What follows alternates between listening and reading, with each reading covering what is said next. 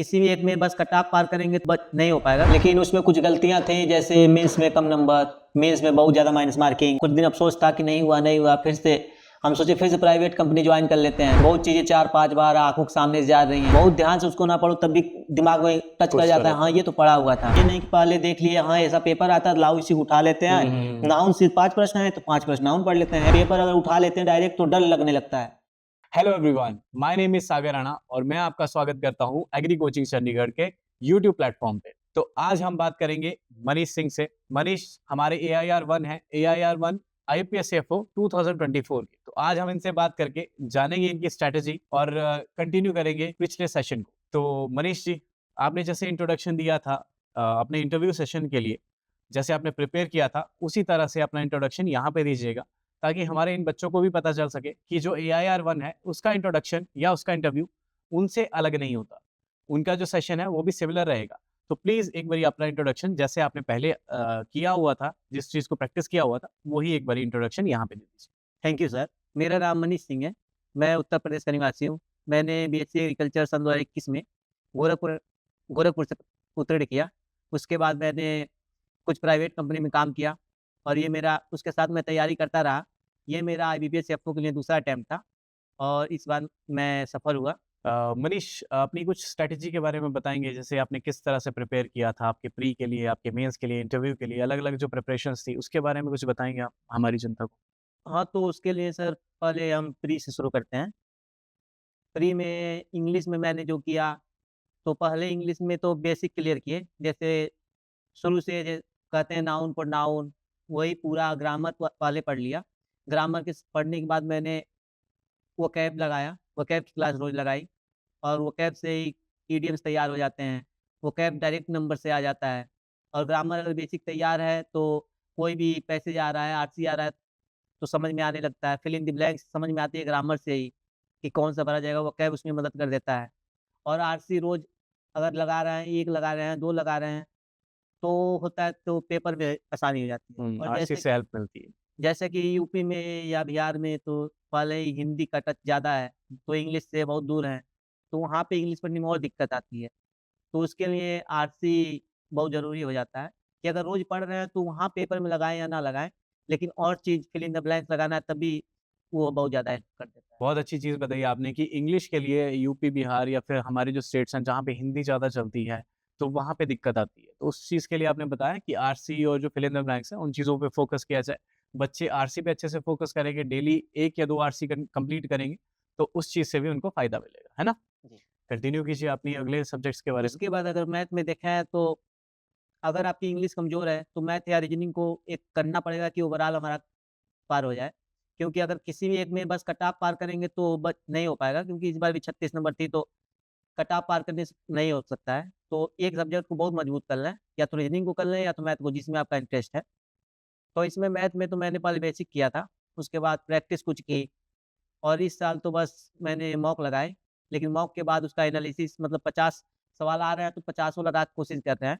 उसके बाद जो अपना एरिया है, जैसे क्वाड्रेटिक इक्वेशन हो गया या DI हो गया, जो हमको अच्छा लगता है पढ़ने में, या किसी को अर्थमेटिक लगेगा, तो जो अच्छा लगता है मुझे क्वाड्रेटिक इक्वेशन आसान लगती है, नंबर सीरीज़ ठीक है, तो उसको मैंने ज़्यादा मजबूत किया। उसके बाद टेस्ट के बाद एनालिसिस करता रहा तो मैथ सही से निकल गया। ये बहुत सही पॉइंट बोला मनीष आपने कि एक सब्जेक्ट को स्ट्रॉन्ग करना पड़ेगा, बिकॉज़ दोनों ही स्कोरिंग सब्जेक्ट हैं। 50-50 मार्क्स आपके क्वांट और रीजनिंग दोनों में मिलेंगे। लेकिन अगर एक सब्जेक्ट स्ट्रॉन्ग होगा तो ओवरऑल क्वालीफाई करने में मतलब ईज़ी रहेगा। तो एक सब्जेक्ट को, यानी कि क्वांट या रीजनिंग में से एक सब्जेक्ट को अपना स्ट्रॉन्ग कर लीजिएगा।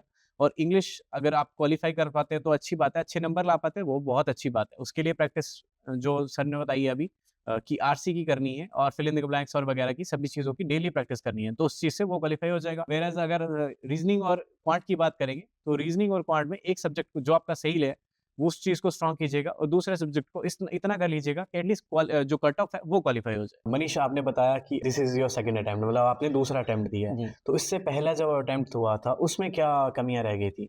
इससे पहले अटेम्प्ट में मेरा इंटरव्यू तक गया था, फाइनल सिलेक्शन 1 नंबर से नहीं हुआ। लेकिन उसमें कुछ गलतियाँ थी, जैसे मेंस में कम नंबर, मेंस में बहुत ज़्यादा माइनस मार्किंग। मैंने मेंस में 59 प्रश्न किए, इसमें से 20 गलत हुए और 34 नंबर मिले।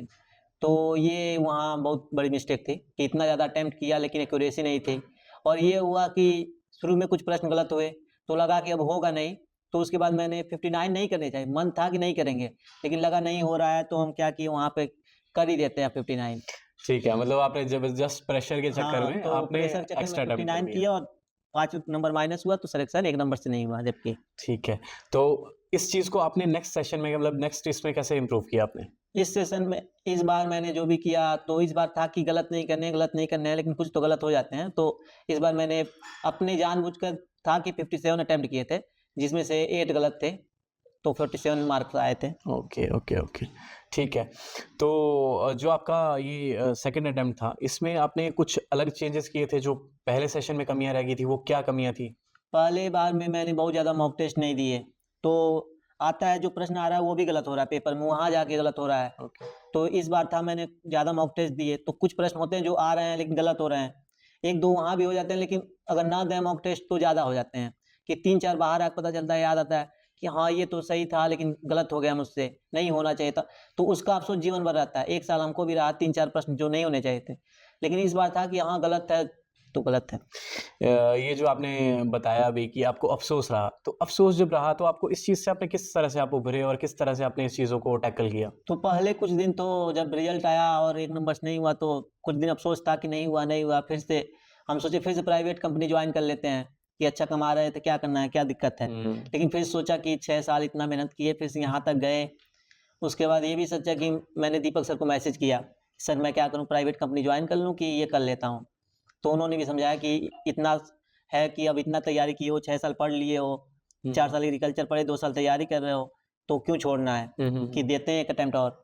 तो फिर से मैंने कुछ दिन तैयारी की, अपने आप से रूम लिया, तैयारी शुरू कर दी। ऑनलाइन फ्री में मुझको कोर्स मिल गया तो घर से कर रहा था। फिर से यहीं कंटेंट क्रिएटर के रूप में जॉब कर ली, तो दीपक सर के पास ही मैं काम कर रहा था। ओके, तो काम के जो ड्यूरेशन थी उसके अंदर आपको कुछ ऐसी चीज़ें मिली जिसने स्टडी में हेल्प किया आपका? बहुत कुछ थे, अब मुझे कंटेंट पे काम करना था, इंग्लिश पे भी कर रहा था, हिंदी पर भी कर रहा था, तो बहुत चीज़ें 4-5 बार आँखों के सामने से जा रही हैं। बहुत ध्यान से उसको ना पढ़ो तब भी दिमाग में टच कर कुछ तो जाता है, रहता हाँ, है। ये तो पढ़ा हुआ था। तो ओवरऑल सिंपल सी बात ये है कि मनीष सिंह बता रहे हैं कि जैसे आपने रिवीजन नहीं किया, आपने मॉक टेस्ट नहीं दिए, तो उस चीज़ की वजह से बहुत सारी गलतियाँ होती हैं। तो सबसे इम्पोर्टेंट जो आपके लिए सेशन इस सेशन से ये रहेगी, वो ये रहेगी कि आपको रिवीजन करने हैं और आपको मॉक टेस्ट देने हैं। जी। तो पहले आपसे मैं प्री के बारे में पूछना चाहूँगा कि आपने प्री को किस तरह से पढ़ा? क्योंकि बहुत सारे बच्चों के डाउट होते हैं, प्री में कोई एक सब्जेक्ट होता है जो उनका थोड़ा लैगिंग होता है। जैसे आप यूपी से हो तो प्रोबेबली हिंदी जैसे वहाँ पे ज़्यादा होती है, तो इंग्लिश में दिक्कत आती है बच्चों को बहुत ज़्यादा।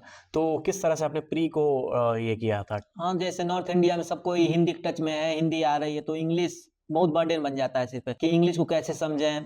तो जब मैंने भी चूज़ किया बेसिक बात की एफओ बनना है तो सबसे पहले टेंशन आ गया कि इंग्लिश पास कैसे करेंगे? और ये भी है कि इंग्लिश सबसे कठिन है, इंग्लिश में फेल हो जाते हैं 90% तो कैसे पास करें? तो उसके बाद लिए मैंने इंग्लिश को उसके बाद सोचा कि पहले इंग्लिश को लेके चलते हैं। जैसे बहुत लोग सोचते हैं लास्ट के 1 महीने में पढ़ लेंगे, तो ऐसा नहीं था, मैंने शुरू से ही इंग्लिश को ध्यान दिया कि रोज़ आरसी नहीं समझ आ रहा है तब भी आरसी देखे जा रहे हैं कि आरसी लगेगा कैसे, थोड़ा बहुत उसमें पढ़ ले रहे हैं। उसके बाद जब 2-3 महीने पेपर के लिए बचे तब अब पेपर देखे कि पेपर कैसा आता है।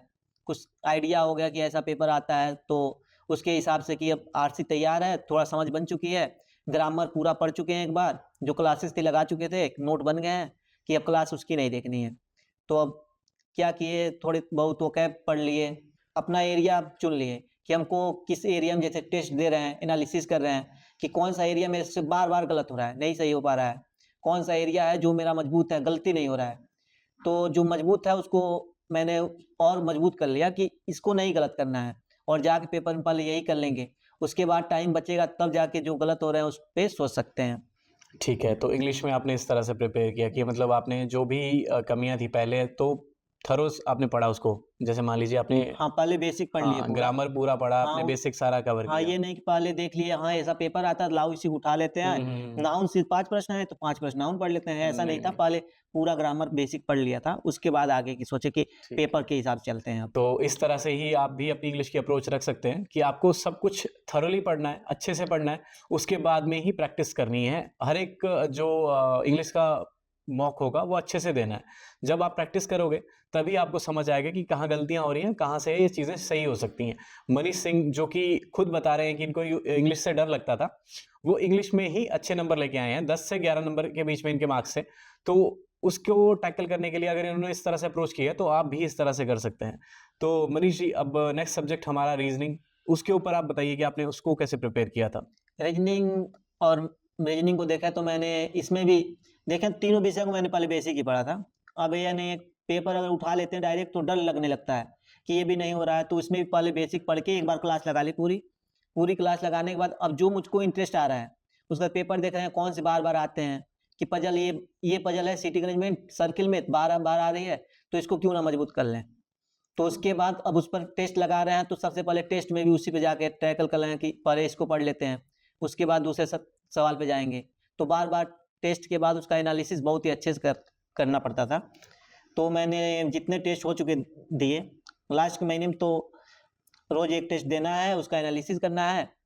तो ये नहीं था कि लास्ट के महीने में थ्योरी पढ़नी है। लास्ट के महीने में बस टेस्ट देख के उसका एनालिसिस किए, कितने नंबर आ रहे हैं, कहाँ गलत हो रहा है, तो उसको देखना है। ठीक है। तो रीज़निंग के लिए भी जो टॉपिक्स आपको अच्छे लगते हैं, उसको आप अच्छे से टारगेट कर सकते हो कि जैसे मान लीजिए आपको सिटिंग अरेंजमेंट पसंद है या सही लगता है या फिर समझ में अच्छे से आता है, तो उसको ज़्यादा टारगेट कर सकते हो। उसको ज़्यादा टारगेट करोगे, उससे ज़्यादा अच्छे नंबर आ जाएँगे। एक बार सब पढ़ लेते हैं, सब हुँ। पजल देख लेते हैं, उसके बाद कौन-सा हमसे लग रहा है, फ्लोट लग रहा है कि सीटिंग लग रहा है कि लाइन लग रहा है, जो हमको अच्छे लग रहे हैं और बार-बार आते हैं, उस पर ज़्यादा मजबूती बना जी, सकते हैं। जी।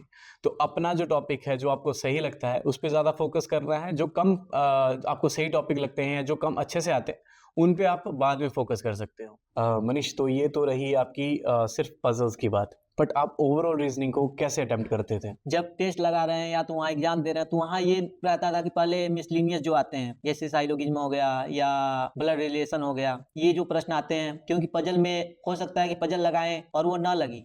कभी-कभी होता है कि पजल ना लगे, तो अगर ना लगी तो आदमी का दिमाग ऐसे टेंशन में 20 मिनट गया, हमारा 10 मिनट गया, तो पहले मिसलेनियस जो एक-एक नंबर के हैं, लग गए तो अच्छा है, नहीं लगे तो कोई बात नहीं। तो अगर लगा के उनको 10-12 नंबर अगर हम कवर कर लेते हैं, तो उसके बाद दिमाग टेंशन से बाहर होता है, कट ऑफ पार चेक कर चुके हैं। अब आराम से बिना टेंशन के आदमी पजल लगाता है, तो पजल आसानी से लग भी जाते हैं। अब जो चूज़ किए हैं पजल हमको ये लगाना है, उसको लगा लें।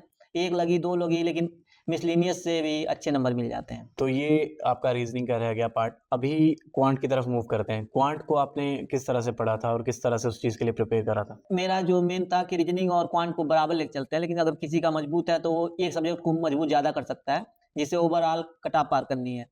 क्योंकि इंग्लिश से अगर नॉर्थ के हैं, तो कट ऑफ ज़्यादा नहीं 25 नंबर अधिकतम ले सकते हैं, लेकिन इसमें 50 नंबर का है, तो अगर 25 भी लगे, तो आराम से हो जाते हैं।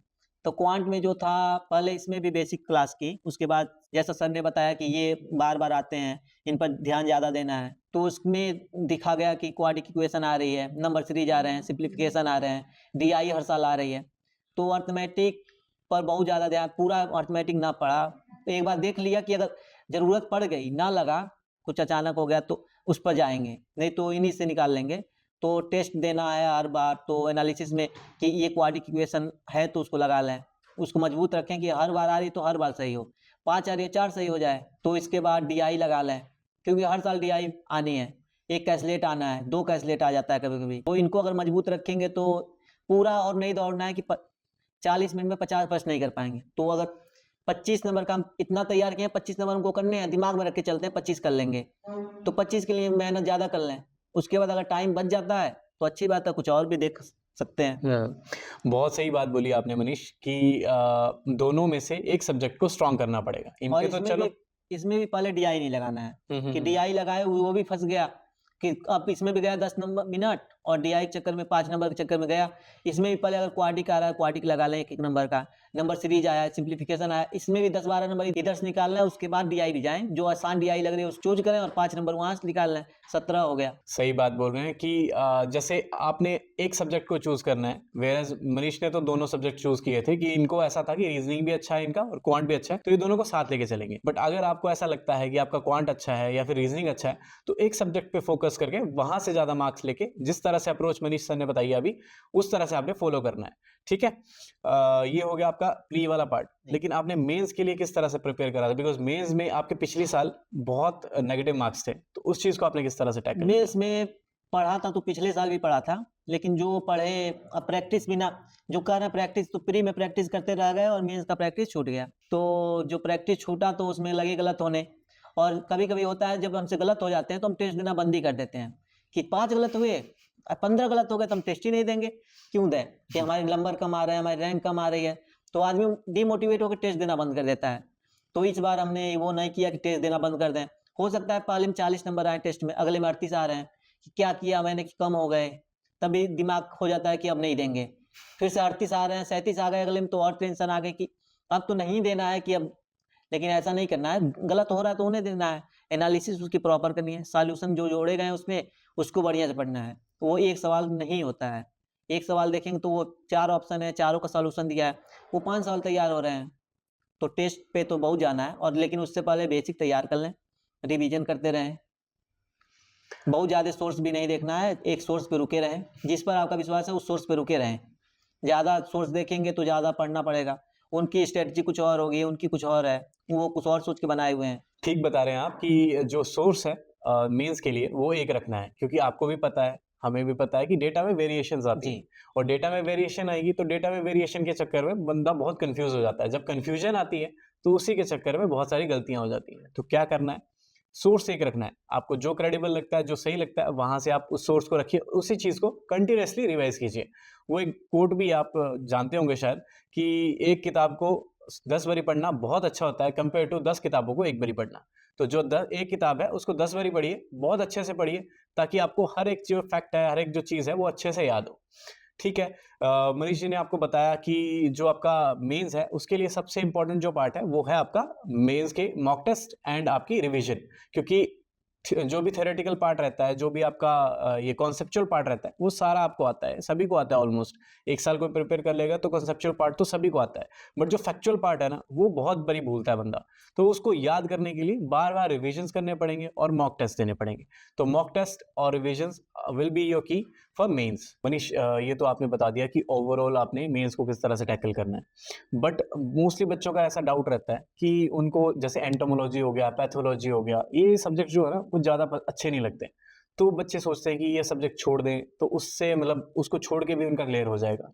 तो इसके बारे में आपका क्या सोचना है? सब्जेक्ट तो नहीं छोड़ने हैं, जैसे बहुत बच्चे हैं क्योंकि पढ़ने में आसान होती है, इकोनॉमी खोल लिए, अच्छा फसल पढ़े जा रहे हैं तो आसान है, सॉइल साइंस आसान है, लेकिन प्रश्न भी इससे आसान आते हैं, धान का वैज्ञानिक नाम क्या है?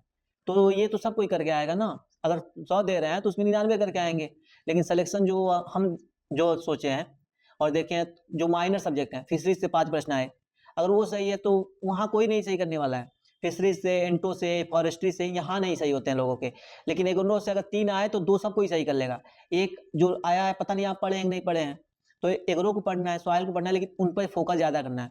फिशरीज़ छोटा सब्जेक्ट है और 5 प्रश्न 6 प्रश्न आ गए, हो सकता है अगले साल सेरीकल्चर से आ जाए हुँ। और आप उसको छोड़ के बैठे हैं, एंटोमोलॉजी से आ जाए, तो इनको छोड़ना नहीं है, इनको कवर करना है अच्छे से। तो आपका बोलना ये है कि आपको माइनर सब्जेक्ट्स को मेजर सब्जेक्ट के साथ में लेके चलना लेके है। चलना है और हाँ। बराबर अहमियत देनी है, उससे ज़्यादा दे रहे हैं तो अच्छी बात है। इकोनॉमी तो तैयार है, 4 साल पढ़े हैं अच्छे से, तो इकोनॉमी, सॉइल एग्रोनॉमी, सॉइल तो साइंस बहुत और अच्छे से बहुत तैयार हो जाता है, आसानी से हो जाता है। लेकिन इन पे बच्चे ध्यान नहीं देते हैं क्योंकि याद नहीं हो रहा है कि मछली का वैज्ञानिक नाम याद नहीं हो रहा, कैसे करें? ओराइजा सेटाइवा सबको याद है तो आसान है, लेकिन मछली का वैज्ञानिक नाम याद नहीं हो रहा है, तो वहाँ आदमी चूक जाता है कि वहाँ भी आया पेपर में तो अब करें तो क्या करें? लेकिन फिशरीज को, फॉरेस्ट्री को, इंजीनियरिंग को, एंटोपैथो जो हमेशा बच्चे छोड़ते हैं, जेनेटिक्स छोड़ना नहीं है। उनमें 1 प्रश्न 2 प्रश्न जो आते हैं उनको कवर करना है। अगर सिलेक्शन के लिए तो यही चाहिए। ठीक है। नहीं तो अगर कट ऑफ पार करनी है तब तो इकोनॉमी हो सकता है इकोनॉमी पढ़ के हो भी जाए। ठीक है, मतलब कट अगर ऑफ आप तो नहीं पार करनी है ना हाँ, इंटर। मतलब अगर आपको सिर्फ़ कट ऑफ पार करनी है तो आप सिर्फ़ agronomy, horticulture and soil science पे फ़ोकस कर सकते हो।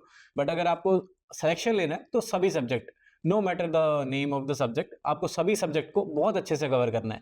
जैसे आपका सेरीकल्चर या एपीकल्चर भी हो गया, बहुत माइनर सब्जेक्ट हैं, 6 से 7 पेज के नोट्स होंगे, बट उसमें से भी एग्ज़ाम में क्वेश्चन्स आते हैं और कभी-कभी बहुत 2-2 अच्छे आ होते हैं। जाते हैं। हाँ। 7 प्रश्न के नोट में 2 प्रश्न आ रहे हैं और वही छोड़ के हम आ रहे हैं, सब बच्चे जिसको सिलेक्शन लेना हो करके आ रहा है। तो मनीष, जो आपने अभी एग्ज़ाम दिया था, आपने जब बताया था कि आपका लास्ट ईयर जब एग्ज़ाम हुआ था, आपने अपने 20 क्वेश्चंस गलत किए थे, 59 आपके जी। अटेम्प्ट थे। तो इस साल जब आपने एग्ज़ाम हॉल में आप एंटर करे, आप एग्ज़ाम हॉल में बैठे, आपने वेट किया, आपने थोड़ा-सा एंग्ज़ियस हुए होंगे इस टाइम पे। तो उसके बाद में आपने किस तरह से कैरी आउट किया खुद को? क्योंकि जो आपका 45 मिनट्स का टाइम होता है, वो इक्विवेलेंट होता है आपके 1 साल के। जो आपने पूरी प्रिपरेशन करी है उसके इक्विवेलेंट रहता है वो 45 मिनट्स जो आपने उस टाइम पे एग्जामिनेशन हॉल पे करने हैं। तो वो आपने किस तरह से कंडक्ट किया? तो वहाँ पे जो 45 मिनट तो बीत जाते हैं, नहीं पता चलते हैं, लेकिन वो जो 1 घंटा पहले अंदर बैठा देते हैं, उसमें 1 साल पूरा याद आ जाता है कि 1 साल अगर नहीं हुआ, कहीं गलती की है तो 1 साल गया। 1 साल किसी की ज़िंदगी पूरी बीत जाती है, तो वहाँ पे दिक्कत आ जाती है। तो जो 1 घंटे पहले बैठा हूँ, वहाँ पे अपने आप को कंट्रोल करना है। अब जब चल रहा है 45 मिनट, वो तो चलता जाएगा, अब कुछ नहीं होने वाला है। लेकिन वो 45 मिनट जो पहले बैठाते हैं ना, वहाँ पे होता है क्या आएगा, क्या नहीं आएगा, कंप्यूटर बैठ के देख रहे हैं कि कब टाइम बीता है। तो वहाँ पे बहुत कंट्रोल करना होता है। तो इतना सोच के बैठे थे कि नहीं गलत करेंगे, गलत नहीं करेंगे, जितने आएँगे उतने ही करेंगे। तो उसके बाद भी कुछ तो गलत हो गए, लेकिन वहाँ पे बहुत ज़्यादा कंट्रोल करना पड़ेगा। उसके बाद जब पेपर खुल जाए उसके बाद भी 2 हो सकता है सबका सही नहीं होगा। 10 प्रश्न कहीं से आ रहे हैं, कुछ पता ही नहीं चल रहा है। हो सकता है आप में शुरू में आ जाए सबसे पहले कि 50, उसके बाद तो वहाँ पे शुरू के 10 प्रश्न गलत हुए, तो उसके बाद दिमाग काम करना बंद कि अब कुछ भी लगा ही देता हूँ, होगा तो नहीं। लेकिन हो सकता है अगले 50 सही हो जाएँ। पहला प्रश्न ऐसा आ जाए कि आपको कुछ पता ही नहीं चला सब्जेक्ट से किससे है। वो ऐसा होता है आईबीपीएस हमेशा कुछ ना कुछ क्वेश्चंस इस तरह से डालता ही है जो आपको समझ भी नहीं आते कि कौन से सब्जेक्ट में जाएंगे। उन क्वेश्चंस को समझना तो दूर की बात है, आपको ये नहीं पता होता कि कौन से सब्जेक्ट में वो क्वेश्चंस जाएंगे। तो इस तरह के क्वेश्चन हर साल आते हैं। हो सकता है कि आप एग्जामिनेशन हॉल पे बैठे हैं और फर्स्ट 5 क्वेश्चन ही उस तरह के आ जाए, तो फिर आप और थोड़ा ये भी हो सकता है कि 5 ऐसे आ जाएँ आसान-आसान आप में कि आप ओवर कॉन्फिडेंस में आ गए। इतना आसान हाँ। पेपर आया है कि मार ही देते हैं आप पूरा 60 में 60। लेकिन वहाँ भी गलती नहीं करनी है कि तो ओवर मतलब कॉन्फिडेंस भी नहीं चाहिए। हाँ, अब वहाँ अपने में संयम बना के रखना है, आ रहा है तो अच्छा है। हाँ, अब 2 में फँसा रहा है तो हो सकता है मारा जा सकता है अगर, लेकिन लग रहा है कि कट ऑफ पार हो जाएँगे हम, कि अच्छे नंबर आ रहे हैं तो हो सकता है रिस्क थोड़ा बहुत ले लें, नहीं तो रिस्क नहीं लेना है। मतलब इंटेलिजेंस क्वोशंट के साथ में आपका इमोशनल क्वोशंट भी वहाँ पे काम करेगा। मतलब आपको बहुत अच्छे से अपने इमोशंस को कंट्रोल करना है, अपने जो इमोशंस हैं उनको फ्लक्चुएट नहीं होने देना है। मान लीजिए आप बहुत अच्छे खुश हो गए कि हाँ 4 क्वेश्चन मैंने अटेम्प्ट कर दिए हैं, तो अब अच्छे से और भी हो जाएँगे। तो उस तरह से अगर आप फ्लो में बह के आप अगर क्वेश्चंस को अटेम्प्ट करोगे तो गलतियाँ ज़्यादा होंगी, और उसी तरह आप नर्वस होके क्वेश्चंस को अटेम्प्ट करोगे तो भी गलतियाँ ज़्यादा होंगी। तो अपने आप को थोड़ा बैलेंस सा रखना है। और ये यहाँ पे मैनेज हो जाता है, जैसे टेस्ट आप दे रहे हैं, अब कोई कहता है टेस्ट इतना कठिन बनाते हैं या ये है, वो है, तो टेस्ट अगर कठिन आया है, तो वहाँ पे भी तो हो सकता है कठिन आ जाए तो क्या करेंगे? तो उसके लिए टेस्ट देते रहना है, तो हो सकता है, और टेस्ट दें तो आराम से दें कि हम पेपर में बैठे हैं, कि ये नहीं कि दोस्त बैठे हैं वहीं पे गपशप लड़ा रहे हैं, हम वहाँ टेस्ट दे रहे हैं मज़े में। क्या करना है, नंबर्स जुड़ेंगे थोड़ी ना। लेकिन अगर हुँ। वो ऐसे दिमाग में रख के चलेंगे तो वहाँ पे ज़्यादा कठिनाई नहीं होती है। जी, जी। मतलब टेस्ट को बिल्कुल टेस्ट की तरह हाँ। अकेले में बैठ के अटेम्प्ट कीजिए और रिवीजन प्रॉपर कीजिए। This will be the strategy for mains. आपको मेंस इस तरह से कवर करना है। प्री का इन्होंने बहुत अच्छे से समझा दिया। थोड़ा-सा आप इंटरव्यू के बारे में कुछ बताएँगे?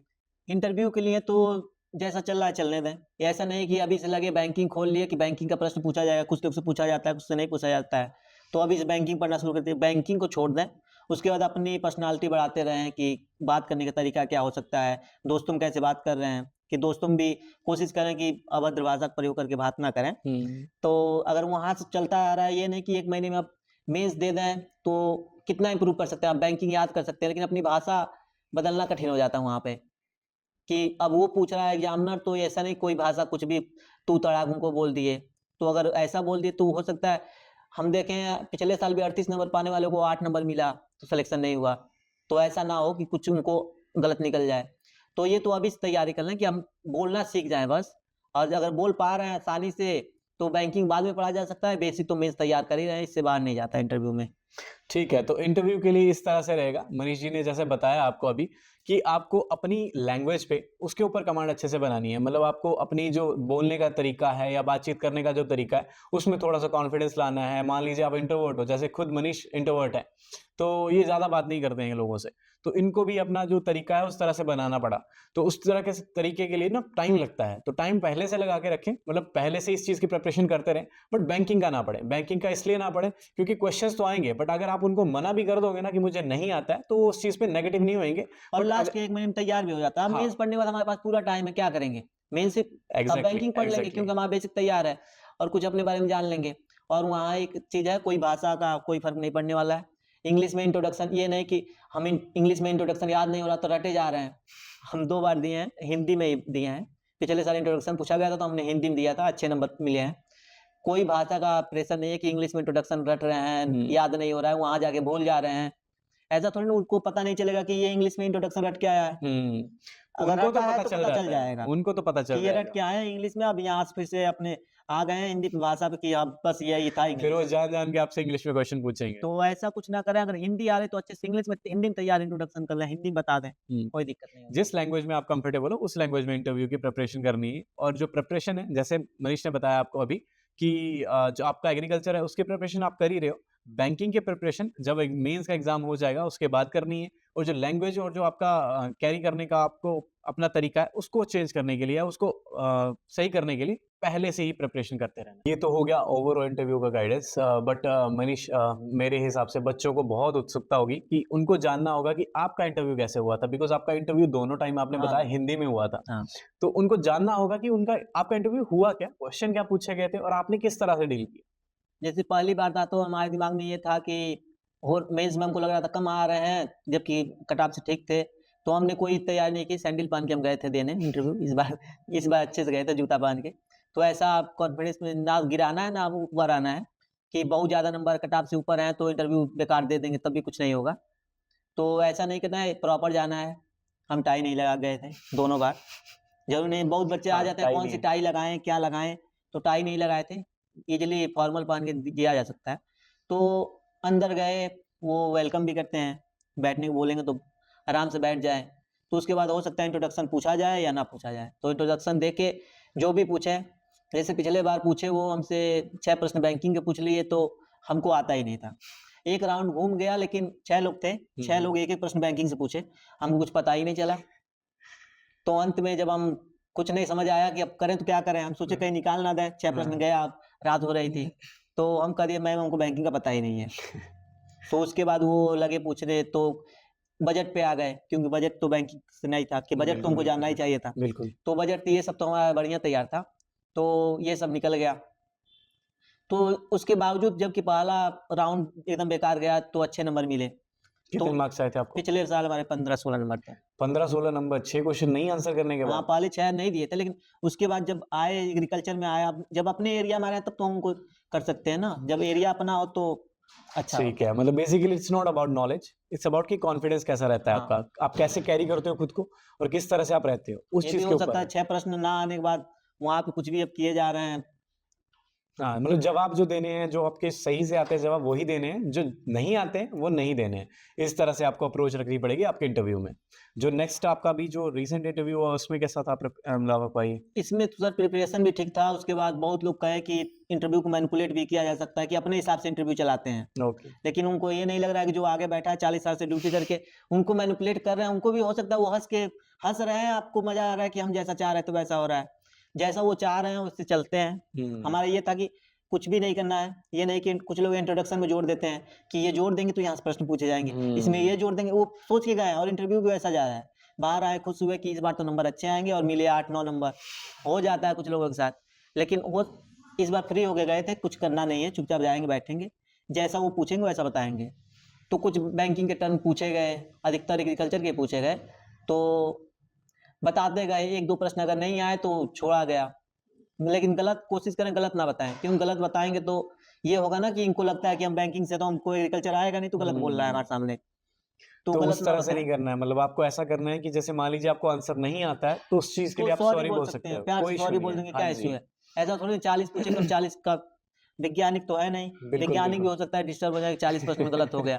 तो ऐसा नहीं है, गलत हुआ तो सॉरी सर, अगर आ रहा है तो बताएँगे अच्छे से। जी, और बिल्कुल। जहाँ तक कोशिश करें कि ये नहीं वो बोले, पूछे और हम तुरंत बोलना शुरू करें। अगर 1 आध मिनट रुक के अपने दिमाग में सोच लेते हैं ऐसे बोलेंगे, अच्छा बिल्कुल, होगा, बिल्कुल। तो वैसे ये करें। पॉइंट तो सबसे इम्पोर्टेंट है, मतलब ऐसा नहीं है कि मतलब मान लीजिए उन्होंने आपसे क्वेश्चन पूछा है and you will have to shout कि हाँ, मतलब एकदम से मेरे को आंसर देना है। हाँ, याद है तो हम सोचते हैं चिल्ला ही हुँ। रहे हैं कि यही होगा, हम तो जान ही रहे हैं, तो ऐसा मान नहीं लीजिए करना उन्होंने है। पूछ दिया कि राइस का साइंटिफिक नेम हाँ, बता दो तो और आप वहाँ से बस चिल्ला रहे हो। और जो और कुछ कठिन पूछ दिए तो अब चुपचाप बैठ गए। ऐसा नहीं कि ना कोई प्रश्न आ रहा है तो आराम से सोच के कि 2 लाइन का है तो कैसे वहाँ बोले कि अच्छे से सुनाई दे, नहीं तो कुछ भी हुँ। बोले जा रहे हैं, आ रहा है लेकिन लैंग्वेज गलत हो रही है। आंसर जो है वो प्रेजेंटेबल फॉर्म में होना चाहिए। उस तरीके के चीज़ के लिए सोचना पड़ेगा। सोचने के लिए आप पॉज़ ले सकते हो। और ये बताया जाए। मॉक इंटरव्यू में ऐसा हो जाता है ना कि ये सब सही हो जाता है कि हुँ। मॉक इंटरव्यू दिए तो सही हो रहा है कि हम यहाँ गलती किए हैं, अपना मॉक इंटरव्यू खुद 4 बार देख रहे हैं, कहाँ गलती किए थे। ये भी हो सकता है ना, अपना मॉक इंटरव्यू देख लें एक बार, या सोचें कि ये गलती किए थे, हम अचानक बोल दिए थे, घुसने में गलती कर रहे थे, तो ये सब देखा जा सकता है। बहुत बेसिक चीज़ें होती हैं जो मतलब चीज़ें चेंज की जा सकती हैं। जब इंटरव्यू सेशन होगा उस टाइम पे आपको सब चीज़ें पता चल जाएँगी। बट जो बेसिक आपको क्रक्स लेना है इंटरव्यू के लिए, वो है कि आपको अपना कॉन्फिडेंस और अपनी जो लैंग्वेज है उसके ऊपर कमांड बनानी है अभी से। एग्रीकल्चर में तो आप अच्छे से कमांड बना ही रहे हो। बट हाँ, जब इंटरव्यू के टाइम पे होगा तो बहुत अच्छे से गाइड कर दिया जाएगा। उस चीज़ में तो आपको मतलब कुछ ज़्यादा सोचने की ज़रूरत नहीं है। बट जो मनीष जी ने बताया उस चीज़ पे ध्यान दीजिएगा बस। ओके मनीष, तो स्ट्रैटेजी तो आपने सारी बता दी, जी। किस तरह से आपको प्री टैकल करना है, मेंस करना है या इंटरव्यू करना है। बाकी सारी चीज़ें आपने बता दी, अपने खुद के एक्सपीरियंसेस भी बता दिए। बट क्या कोई ऐसा कोई मैसेज है जो आप बच्चों को देना चाहते हो, जो उनकी प्रिपरेशन में उनका हेल्प कर सके? तो वो बताइए। जैसे बहुत लोग कहते हैं, कहीं भ्रम में नहीं जाना है, ये नहीं कि कोई कुछ भी कहा जा रहा है, सुनते जा रहे हैं, वो करते जा रहे हैं, तो ऐसा नहीं करना है, अपनी स्ट्रैटेजी पे रहिए, अपना बनाइए। हाँ, अगर किसी में कुछ अच्छी मिली, जैसे अगर हमारे में कुछ अच्छा था, तो ऐड कर सकते हैं। ये नहीं कि अपना पूरा ही बदल के लाओ, ये है तो इनका कॉपी कर लेते हैं। हो सकता है हम अपने हिसाब से पढ़े हों, तो आप ऐड कर सकते हैं जो अच्छा लगा है। और ऐसा ना हो कि कुछ लोग कहते हैं कि सबका फर्स्ट अटेम्प्ट में निकल जाता है, ऐसा होता नहीं है। हाँ, 10% लोग का निकलता है, 10% अच्छे से पढ़े हैं बेसिक, उनका निकल गया, अच्छी बात है। होना भी चाहिए सबका फर्स्ट अटेम्प्ट में। लेकिन अगर जिनका नहीं निकलता है, जो 90% बचे हैं उनका नहीं निकला, वो कहाँ जाएँगे? तो वहाँ डिमोटिवेट नहीं होना है कि सुन लिए कहीं यूट्यूब चैनल पे कि सबका फर्स्ट अटेम्प्ट में हो रहा है, इसका फर्स्ट में हो गया, हो गया, हो गया। हमारा नहीं हुआ, हो सकता है उस समय काबिल ना रहे हों, अब बन जाएँगे। 1 साल बाद जॉइन कर लेंगे बैंक। अगर पहले या बाद में सबको एफ-ओ बनना है या जो भी बनना है, तो वहाँ डिमोटिवेट नहीं होना है कि 1 महीने में हो जाएगा, 1 महीने में प्री तैयार कर लेंगे। तो यहाँ जो लास्ट के 1 महीने प्री तैयार करते हैं, उनका मेंस गायब हो जाता है। इतना प्रेशर में प्री तैयार करते हैं वो ना, कि हाँ, प्री पढ़ना है, 24 घंटे प्री पढ़े जा रहे हैं और मेंस गायब। अब मेंस के लिए 1 महीने बचा है, तो वहाँ टेंशन आ जाएगी। तो प्री अगर अभी थोड़ा-थोड़ा जैसे पढ़ते जा रहे हैं, तो लास्ट में होता है कि आराम से पढ़ सकते हैं। ठीक है, तो मतलब किसी के बहकावे में नहीं किसी आके के बहकावे में ना आके कि एक बार में हो जाता है, फर्स्ट टाइम तो हो ही जाना चाहिए। अरे हो जाता है, जिसका हो जाता है, पढ़े होंगे अच्छे से। अच्छी बात है, जिनके लिए हो जा रहा है उनका अच्छा ज़्यादा बात है। काबिलियत है, हो गया, अच्छी बात है। लेकिन अगर हम में नहीं हुआ, हमारा भी नहीं हुआ, हो सकता है किसी का 2 अटेम्प्ट में भी नहीं हुआ, तो वहाँ लेकिन बच्चे मेहनत तो कर रहे हैं। तीसरे में नहीं हुआ तो मेहनत कर रहा है, चौथे में हो जाए। बहुत लोग से हम तो अब मिले हैं, पहले बहुत लोग से नहीं मिल पाया, लेकिन ऐसे भी हैं जो 6वें अटेम्प्ट में हुए हैं, 6th अटेम्प्ट में उनका सिलेक्शन हो रहा है। तो ऐसा थोड़ी ना कि फर्स्ट अटेम्प्ट में नहीं हुआ तो हम छोड़ के चलो अब उठा लेते हैं, प्राइवेट में चलते हैं। तो प्राइवेट भी हम तो करके देख चुके हैं। वो भी दुनिया बेकार ही है। तो आराम से, क्योंकि मेहनत उतनी ही करनी है, तो पैसा कम मिलता है। हाँ, यहाँ जब मेहनत वहाँ करेंगे तो बैंक में अच्छी सैलरी मिलेगी, तो क्या दिक्कत है? ठीक मेहनत है। यहाँ भी करेंगे। तो मतलब डिमोटिवेट नहीं होना है, किसी की बाहर की बातों को सुन के डिमोटिवेट नहीं होना है, ना ही अपने अटेम्प्ट्स सोच के या देख के डिमोटिवेट होना है। आपको जैसा सही लग रहा है, अगर आपको लग रहा है कि आपका अच्छे से प्रिपरेशन हो रहा है, तो आप कंटिन्यू कीजिए। किसी और चीज़ की बात में, किसी और बंदे की बात में आके या किसी और स्टूडेंट की बात में आके आप सोच रहे हो कि मैंने ये गलत कर दिया या मुझे ये गलत डिसीज़न ले लिया, मैंने कोई ऐसा नहीं करना चाहिए था, तो वो गलत चीज़ है। आप अपनी बातों पे टिके रहो। अगर आपको लगता है कि आपको प्रिपेयर करना है, तो यू शुड प्रिपेयर। अगर आपको लगता है कि आपको नहीं प्रिपेयर करना, तो यू कैन लीव। बट अगर आप प्रिपेयर कर रहे हो, फिर आप लोगों की बातों को सुन रहे हो कि वो नेगेटिव बोल रहे हैं उस चीज़ के बारे में या फिर उस चीज़ को डिमोटिवेट कर रहे हैं आपको, तो वो चीज़ गलत है। बहुत आपको बच्चे ये होता है कि अच्छा इनका सिलेक्शन हो गया तो इनकी स्ट्रैटेजी अपना लेते हैं। ऐसा नहीं है, उनसे सीखने वाला नहीं है, उनसे भी कुछ सीखने वाला है। वो कुछ ऐसा फ़ॉलो करते हैं जिनका अपनाया जा सकता है। तो जहाँ से अच्छी चीज़ें मिले उसको अपने में लाएँ और जो गलतियाँ हैं कोशिश करें उनको निकालने की बस, और लगे रहें बस इसमें। बोलने का मतलब सिंपल सा ये है कि सारी गलतियाँ खुद नहीं करनी है। जो मनीष ने गलतियाँ की हैं, किसी और ने गलतियाँ की हैं, उनसे सीखो और उनको ना करो। उन गलतियों से ही इम्प्रूव करके अपनी जो प्रिपरेशन है, उसको बेटर करो। ठीक है? तो प्रिपरेशन सारी स्ट्रैटेजी मनीष ने आपको बता दी है, जिस तरह से उन्होंने अपने स्ट्रैटेजी को फ़ॉलो किया है, जिस तरह से उन्होंने अपने सब्जेक्ट्स को टैकल किया था, सब कुछ उन्होंने बता दिया है। प्रिपरेशन स्ट्रैटेजी आपके पास भी एक होगी, जो आपको लगे कि आपका पार्ट मिसिंग है, वो आप यहाँ से ले सकते हैं और इनसे मोटिवेशन ले सकते हैं बिकॉज़ ये भी एक हम्बल बैकग्राउंड से आके, हिंदी मीडियम से आके एआईआर 1 आज बन के हमारे बीच बैठे हैं, तो आप भी इस पोज़ीशन पे आ सकते हो। भले एआईआर 1 ना बनो, लेकिन एक सिलेक्शन जो आपके घर के लिए बहुत ज़रूरी है, वो आप ले सको। Thank you Manish for guiding our students thank you and so much. मुझे उम्मीद है कि जो स्टूडेंट्स हैं, जो मनीष ने गाइड किया है, उसके अकॉर्डिंगली अपनी प्रिपरेशन को थोड़ा-सा चेंज करेंगे। ठीक है? तो मिलते हैं अगले सेशन में and best of luck Manish thank you so much. And thank you everyone. जय हिंद, जय जय भारत। भारत।